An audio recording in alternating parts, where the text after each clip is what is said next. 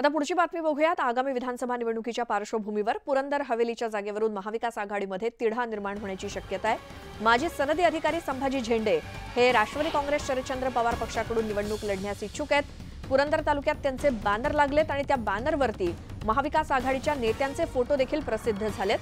त्यामुळे या जागेवरून महाविकास आघाडीमध्ये वाद निर्माण होण्याची शक्यता आहे।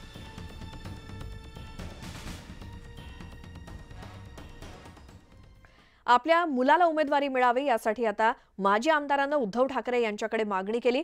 चिपळूण संगमेश्वरची जागा ठाकरे गटाला सोडावी, शिवाय उमेदवार म्हणून रोहन बने यांच्या नावाचा विचार करावा, अशी मागणी माजी आमदार सुभाष बने यांनी केली आहे। त्यामुळे ह्या मतदारसंघामध्ये आताच शिवसेनेचं वर्चस्व राहिलेलं आहे। अशा वेळेला हा मतदारसंघ शिवसेनेने आपल्याकडे ठेवावा। आता झालेल्या लोकसभेच्या निवडणुकीमध्ये या मतदारसंघातून मताधिक्य मिळालेले आहे आणि म्हणून हा मतदारसंघ शिवसेनेकडेच असावा अशा प्रकारचा मी दावा करतो आहे।